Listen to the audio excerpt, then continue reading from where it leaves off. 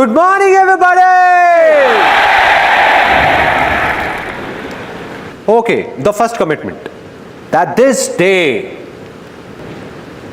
is gonna be one of the biggest days of your life. I'm just sharing my life's experiences with you.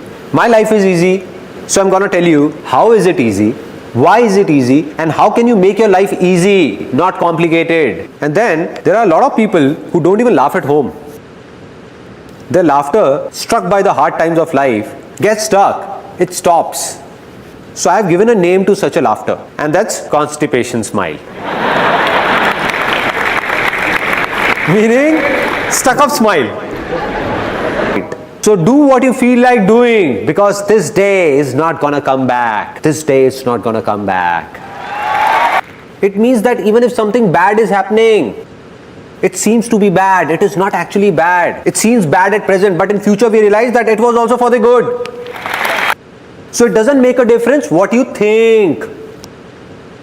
It doesn't make a difference what you speak or listen to. All that matters is what you believe, because what you believe, sooner or later you become. Two important things about life. That if I can do it, a guy like me, whom people in the family said was shy, unconfident, I was a complete recluse with no friends in school and lonely. So if a guy like me, who was an introvert back then, can come on this stage and speak in front of thousands of people, let aside those 2 hours, even for 5 minutes, then anybody in this world can do anything.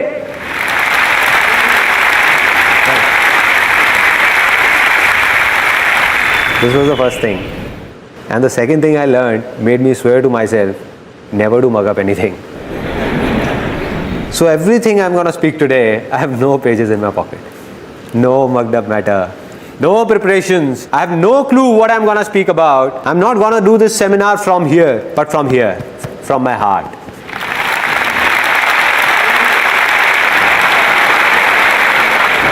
Anything I feel will be coming out directly. No filters in between. Nothing. Are you all excited? Now, your excitement level that was here has reached here. I'm going to make 3 such big commitments that your excitement level will surge from here up there, right through the roof. Okay, the first commitment. That this day is going to be one of the biggest days of your life. One of the biggest days. And you won't be able to forget it. Never. And I'm not only saying this, I'm making a commitment in front of thousands of people whom I don't even know. And even if a single person says that this day was not that big or was not that good, then he or she can let me know at the end of this seminar, and I'm going to apologize to that person in front of everyone for wasting his or her time. This was the first commitment. Now the second commitment. A lot of you people sitting here would be thinking, okay, there must be something in it for us, but tell me what's in it for you. Why are you doing all this? What's the catch? Wherever you would have seen the word free written, it has a small asterisk on top of it. Really small, the one nobody notices. And at the bottom, it is mentioned, conditions apply. Similarly, there is a small asterisk that you missed. But at the bottom, it is mentioned, no conditions apply.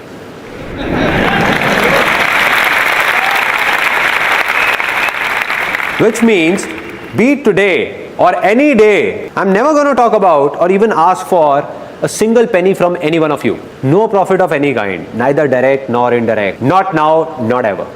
Never. There is no profit, but there is a reason, which you will know as this seminar moves further, that what is it, that what it is. And it's a big one. Final commitment, the third commitment. It's less of a commitment and more of a surprise. That today, this seminar, this is the last seminar of my life. The last life-changing seminar. Only one person can help you or make you successful. And who's that? Can somebody tell me? Only you. Exactly.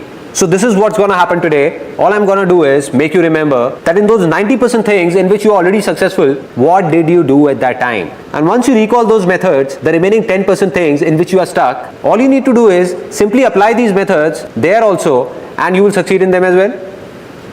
That's all. It's that easy. Now we all are enjoying. Opening up a bit, everyone. This is what needs to be done. So if you like something, laugh for yourself, not for me.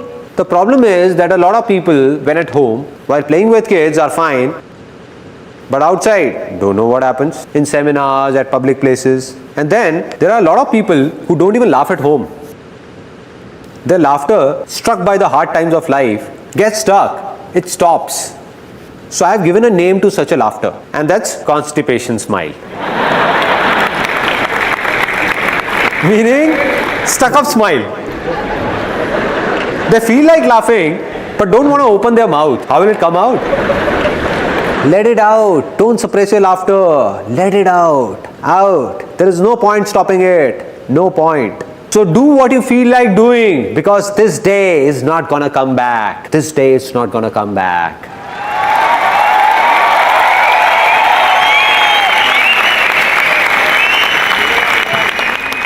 So now I'm going to narrate a story that has a deep impact on my life. Today, whatever I am, this story has played a pivotal role in it. And later, when I'm going to tell you the story of my life, that who am I, where have I come from, what I did, what all problems I faced, then you will come to know that this story had a big role to play in it. A story of King Akbar and his minister Birbal. Once King Akbar, some people are already laughing. As I said, don't laugh unnecessarily. So King Akbar and Birbal's story. Once upon a time, Akbar and Birbal were going for hunting, and Akbar slit his thumb while pulling out his sword. He cried out in pain, started screaming, "Soldiers, go and get the first aid. I slit my thumb. It's bleeding. Hurry up. See what has happened." Birbal comes in with a smile and says, "Relax, my lord. Whatever happens, happens for the best." Akbar says, "Birbal, have you lost it? What are you saying? I thought you loved me." "Soldiers, do one thing.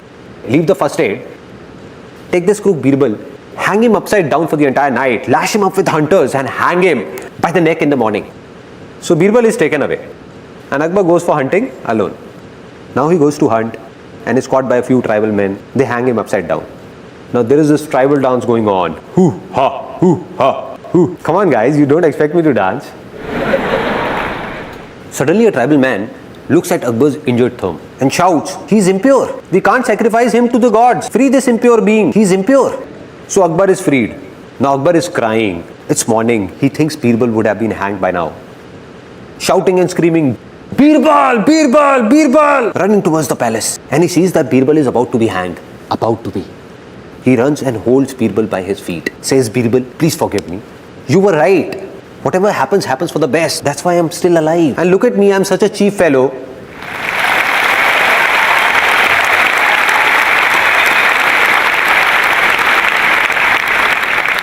And look at me, I'm such a cheap fellow.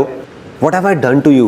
But Birbal, all thrashed up, still insists, "No, my lord, whatever happens, happens for the best." Then Akbar, it's not over yet. Then Akbar, so Akbar is shocked. He says, "Birbal, are you nuts? What are you saying? What could be good in it for you?" He says that if I would have gone ahead with you, they would have sacrificed me instead.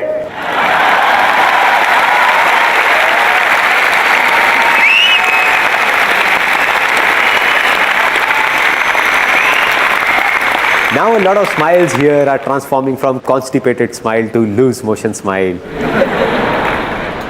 Flowing, let it flow, let it out, let it go wherever it want to. So what's the moral of this story? That whatever happens, happens for the best. So how many of you believe in luck? How many of you believe that destiny plays a major role to move ahead or be successful in life? Many? Me too. I also believe in luck. I also believe in destiny. But I only believe in good luck. I believe there is nothing like bad luck in this world, because whatever happens, happens for the best. Right. It means that even if something bad is happening, it seems to be bad. It is not actually bad. It seems bad at present, but in future we realize that it was also for the good. You'll be successful. In a single day, in everyone's mind, it has been proven scientifically, more than 60,000 thoughts emerge. So anybody, no matter how big, how powerful, or how evolved, he cannot control his thoughts even if he wants to. So it doesn't make a difference what you think. It doesn't make a difference what you speak or listen to. All that matters is what you believe. Because what you believe, sooner or later you become.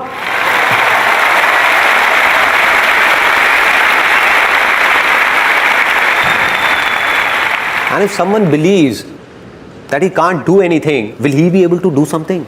No, never. And if someone believes that I can do it, then nothing in this world can stop that person. Yes or no? About her.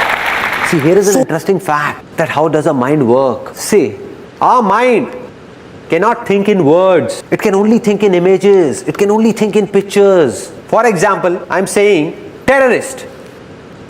Whose image comes in your mind? Kasab, Osama bin Laden.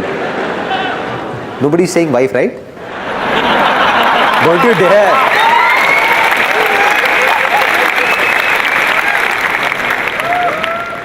Such images come to your mind. Mother Teresa. What came in the mind? A good image. Peace, right? Zupta.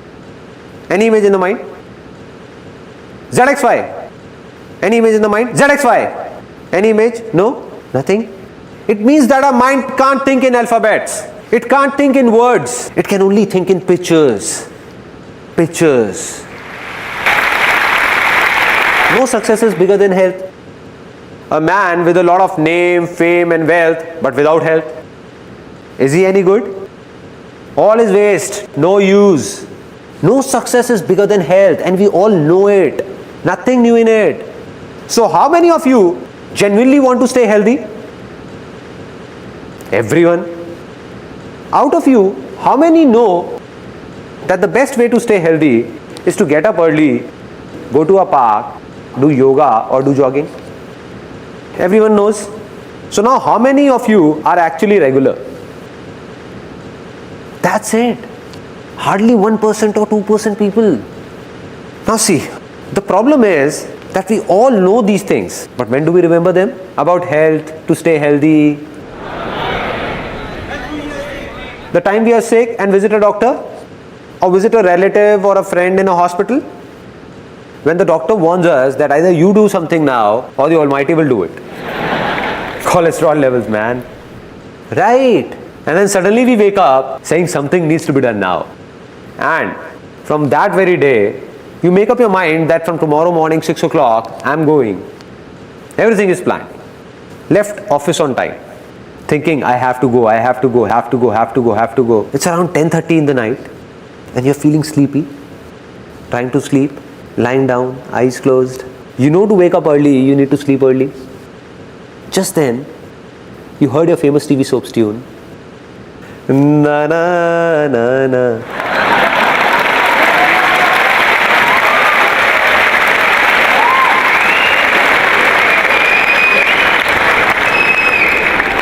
And the mind got lured towards it. You got out of bed. Okay. You got out of bed saying half an hour hardly matters. Let me watch it. And sat in front of the TV. Relaxing. Relaxed. Mood changed. All that health mantra is gone. Forgotten. It's around 11 o'clock. Now again surfing channels. Got freshened up. And by the time you came back in bed, it's 12 a.m. It's 12 o'clock. Now, when you lie down to sleep and you're about to sleep, what's going on in the mind? The thoughts that it's 12 already. Getting up early is really difficult. And as soon as you think this, the mind, what it does is, it starts working as branches of trees. You give it a signal, it will make 4 branches come out. Then 8, then 16, then 50. It means that the moment you signaled that getting up early is difficult, the mind will bring forth 1,000 reasons as to why is it difficult. 1,000 reasons, which will not be true, self-made by you only. Created by your own self.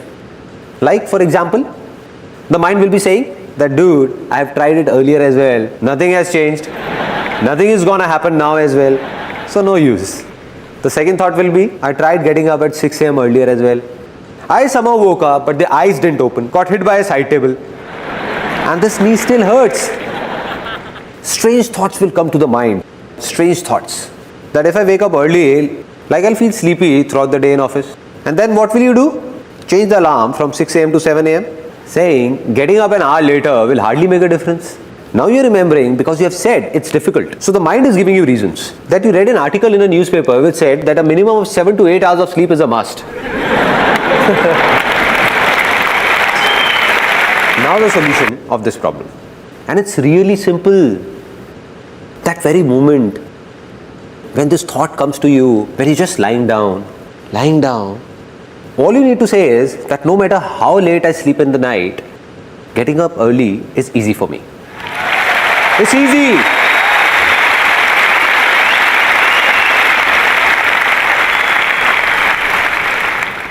Now you know what will happen? Really? The moment you will say it's easy, a voice inside you will say, are you crazy or what? How is it easy? Because we aren't used to it.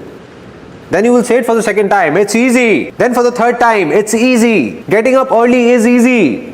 The moment you say it 3-4 times, your mind will give you 1,000 reasons that will prove it's easy. It will go in the opposite direction. It's that simple. This is it. Be it the smallest to the biggest of problems of your lives. Just take these 2 words and stick them up with all these so-called problems. The day it starts coming from within, that it's easy, that day, everything will become easy. And this is the biggest secret of my life. The biggest. Finally, the moment has come to decide. Because I believe that if nothing has changed, then nothing will change. Although you all have come here, but if you don't make a commitment to yourself, or don't try to change yourself, then nothing will change when you step out of here. Nothing different. Just a good time pass and finished. So it's time to make a commitment to yourself. Take a decision to change yourself. You have 2 options. 2. First, there are a kind of people in this world who themselves keep making the smallest of their problems, their troubles, bigger and bigger, and keep complaining. There are a lot of such people, and there is nothing wrong in this. All we need to do is understand that if we are like these people, only then will we be able to change ourselves. But if we don't accept it and say, no, I'm not like this, then you will be like this only, like you have always been. Second option. This was the first option. Second option is those people, and there are millions of people like this, who themselves make the biggest of troubles of their lives really easy, thinking of them as nothing and always be happy, has arrived. I'm going to ask you a question from the bottom of my heart, and the ones whose inner voice comes out, for them the land has become fertile. Fertile. Anything that was past has passed. Let it pass. But today, do you believe you can change your future? Yes or no? Yes